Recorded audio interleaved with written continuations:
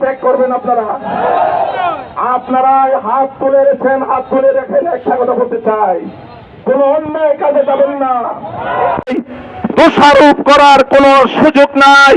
ইনশাল্লাহ clean image নিয়ে আছে, চাঁদাবাজের বিরুদ্ধে আছে, সন্ত্রাসের বিরুদ্ধে আছে, দালালির বিরুদ্ধে আছে, যারা ঠিকাদারিতে বল প্রয়োগ করে তাদের বিরুদ্ধে আমরা আছি।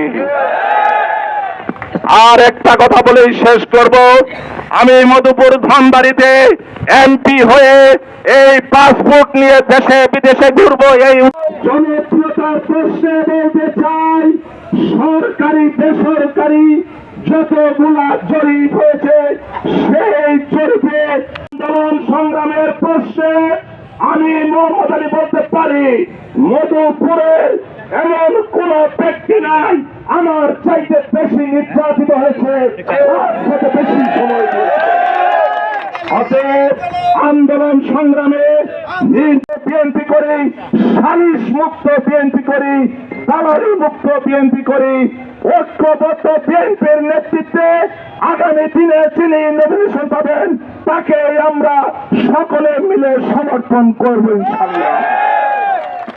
আর একটা কথাই বলে শেষ করে, আপনারা পত্র পত্রিকায় দেখছেন, বিভিন্ন মিডিয়ার মাধ্যমে জানতে পেরেছেন, সবচেয়ে বৃহৎ দল তখন চাঁদাবাজির বিরুদ্ধে পুলিশ প্রচারণা চালায়, ব্যবসায়ীরা দোকান বন্ধ করে, ব্যবসায়ীরা মানববন্ধন করে, হরতাল করে। এটা আমাদের জন্য অবশ্যই দেশের বিষয়, কারণ আমরা বিএনপির লোকরা যদি চাঁদাবাজদের প্রশ্রয় না দেয়, কোন চাঁদাবাজ এক মুহূর্তে কেন এক মিনিটও টিকতে পারবে না। কিন্তু ব্যর্থতা তো আমাদের মধ্যেই। অতএব বলতে চাই, আসুন সতের বিরুদ্ধে প্রচারণা চালায়, তখন মাথা হেট হয়ে যায়, তখন লজ্জায় মাথা অবনত হয়ে যায়। জিয়াউর রহমানের দল প্রচন্ড গোলাগুলির শব্দ শোনা যাওয়া গেল এবং পরবর্তীতে জানতে পেরেছি সেই সময়টাতে চানখারপুর এলাকায় পুলিশ 7-8 জন মানুষকে গুলি করে হত্যা করেছিল। এবং আমি যেখান থেকে মিছিল নিয়ে এসেছি, সেই মিছিলের যে গতিপথ ছিল মৎস্য ভবনের সামনেও বহু মানুষকে গুলি করে হত্যা করেছিল। এটা শেষ দিন, সেই গুলির মধ্য দিয়ে মিছিল করে নিয়ে শাহবাগে গিয়েছিলাম। বেলা 12টার দিকে শুনলাম সেনা প্রধান বক্তব্য দিবেন। যখন শুনলাম সেনা প্রধান বক্তব্য দিবেন, তখন আর বোঝার কোনো অপেক্ষা থাকলো না। শেখ হাসিনার দিন শেষ, শেখ হাসিনার পতন হয়েছে।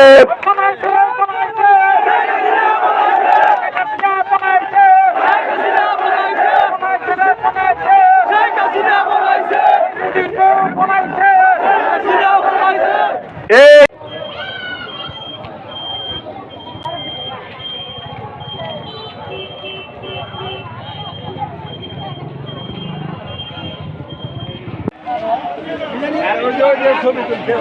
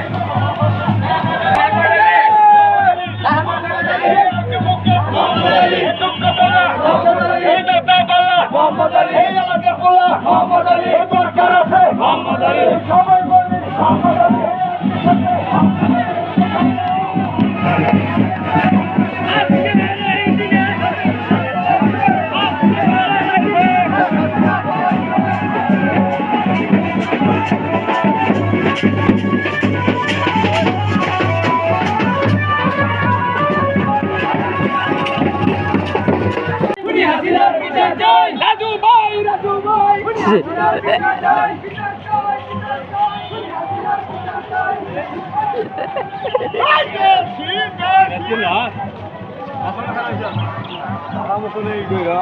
ভালো